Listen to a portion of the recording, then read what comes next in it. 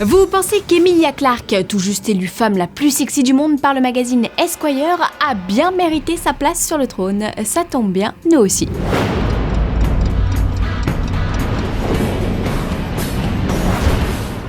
Grande nouvelle, Thor 3 sera un film teinté d'humour. De là à dire que l'on va se bidonner, il n'y a qu'un pas. Un pas que nous ne franchirons pas car si l'on reprend les comics, je vous rappelle que Thor est censé mourir. Tué à la fin de Ragnarok, c'est son clone qui réapparaît dans Civil War, un clone créé par Tony Stark. Sauf qu'au cinéma, Civil War sortira avant Ragnarok. On peut donc supposer que le Just Gardien passera bel et bien de vie à trépas dans l'épisode 3 et que c'est dans Avengers Infinity War que nous retrouverons son clone. Bon, on s'emballe là, mais en fait, on n'en sait absolument rien pour la simple et bonne raison que Thor 3 n'a même pas de scénariste. Difficile dans ces conditions de savoir ce que nous réserve le studio. Seule certitude à ce jour, Ragnarok signifie fin du monde dans la mythologie nordique et dans les comics, c'est Loki qui déclenche cet apocalypse entraînant la mort des différents protagonistes. À moins que le grand méchant de l'histoire ne soit Thanos, ce super vilain qui détient le gant de l'infini et dont l'objectif est de rassembler les différentes pierres de l'infinité, car l'une d'entre elles, la gemme de l'espace, se trouve sur Asgard.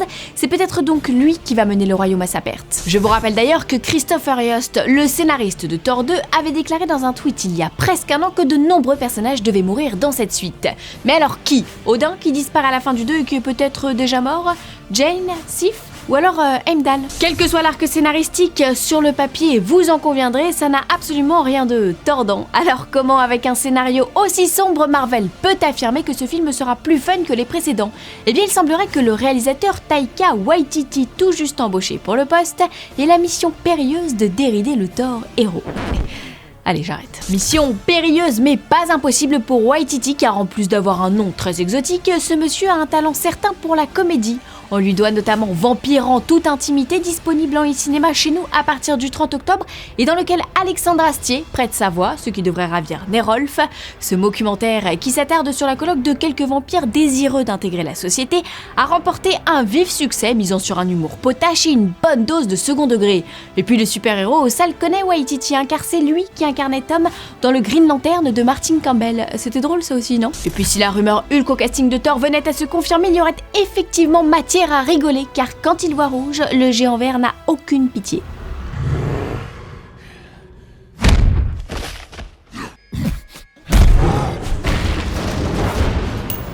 Aussi féroce que Jennifer Lawrence qui dénonce l'inégalité des salaires à Hollywood.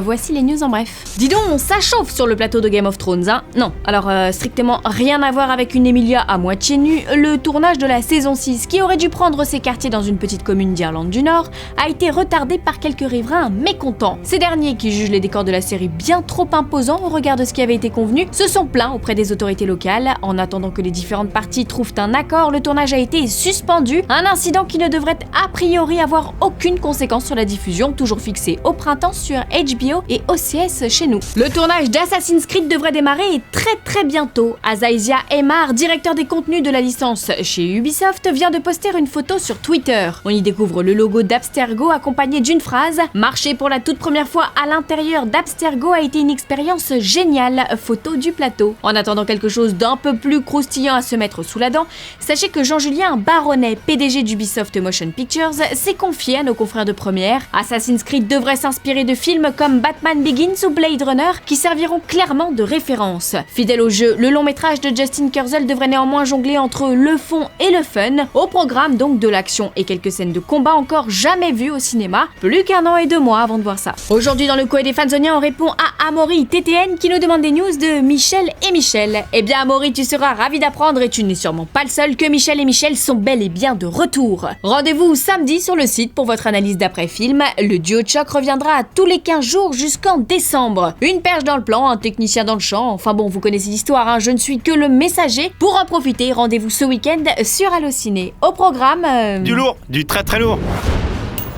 Fanzone, c'est fini pour aujourd'hui, mais vous pouvez nous retrouver sur YouTube en vous abonnant à la chaîne Fanzone et à la chaîne Allociné.